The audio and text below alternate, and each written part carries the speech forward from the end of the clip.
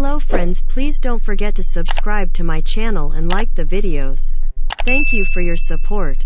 The Wall Street Journal told us in early June that America's birth rate was falling, with 15% fewer births in 2022 than in 2007. In addition, our fertility rate is hovering at less than half the peak of the late 50s. But that hasn't affected sales of three-row midsize SUVs, the modern family substitute for the unfashionable minivan, with sales running at an annual rate of more than 1.3 million units. Of course, the midsize category, once defined by a maximum length of 200 inches, is being stretched like our collective waistlines. Consider this all-new Mazda CX-90, which replaces the CX-9 as the largest machine in Mazda's lineup. It measures 200.8 inches long, an inch and a half longer than its predecessor, and longer than the Honda Pilot, the Hyundai Palisade, and the Ford Explorer. But this doesn't translate to huge interior space. Yes, the CX-90 is a bit roomier than the CX-9, with 143 cubic feet of calculated interior volume, an increase of about 8 cubes. But it's 10 to 12 cubic feet smaller inside than its aforementioned competitors. That's not to say the inside is tight.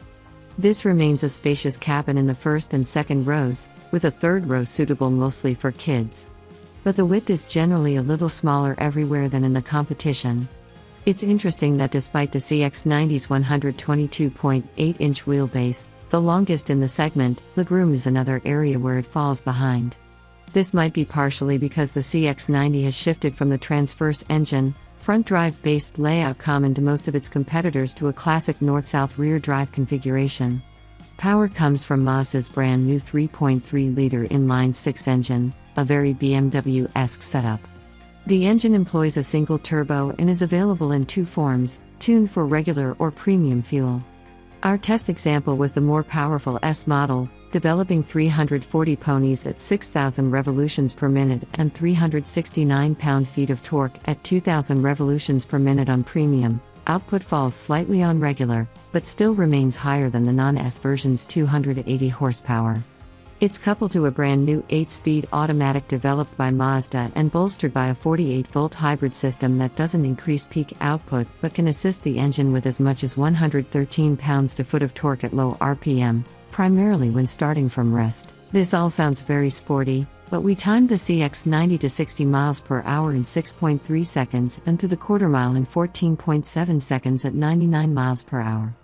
That's plenty quick enough for family use, but only a tenth quicker in each measure than the 291 horsepower Hyundai Palisade, and slower than the 300 horsepower Ford Explorer.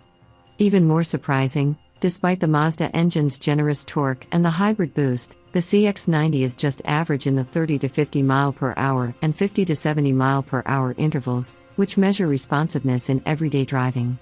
And while the six-cylinder is smooth and quiet in casual driving, full throttle raises the volume considerably but without producing the melodious growl we've come to expect from sporty and powerful inline sixes. Some of this lack of mid-range punch might be blamed on the wet clutch that replaces the torque converter used in most automatic transmissions.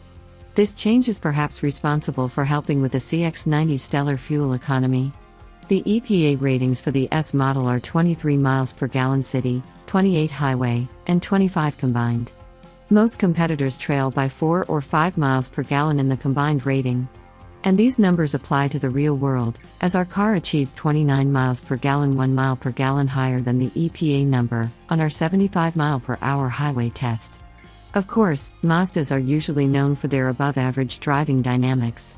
We expected a lot from the CX-90 in this regard, because the machine enjoys a control arm front suspension and more balanced front-to-rear weight distribution than the typical front drive-based SUV. At city speeds the steering provides good feel, but at highway speeds it becomes heavy, making the CX-90 seem larger than it is. Handling and stability are decent but not special, and cornering grip of 0.85 grams is only slightly better than the class average. The 70 mile per hour stopping distance of 177 feet is, again, only average. And with this model's 21-inch wheels and tires, the ride was flinty on rough pavement, even with only 3 people and 3 heavy bags aboard. Inside, the styling is handsome, but not all of the materials drew praise. In our top-of-the-line Premium Plus package version, the tan Nappa leather upholstery is accompanied by large swatches of tan suede on the dashboard face. A more subdued design with a less colorful interior is also available. What we did like was a full set of HVAC controls above the center console, so we didn't have to explore the depths of the screen menus to change the temperature. In general, the infotainment system works pretty well, controlled by either touch or with a rotary controller on the console. However, one thing odd about the HVAC controls was the pair of toggles used to raise and lower the temperature setting for either side of the front cabin. Pressing the blue one down lowered the temperature, but pressing the red one down raised the temperature.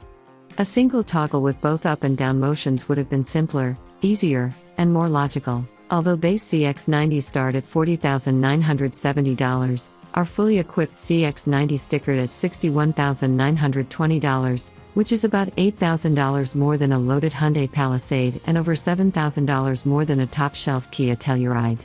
Mazda is trying to push into the premium sphere with its new models, and in fully loaded Premium Plus guise, the CX-90 packs a lot of features and hardware.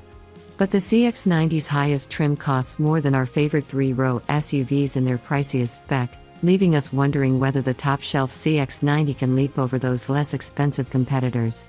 We'll have an answer as soon as we assemble the segment for a comparison test.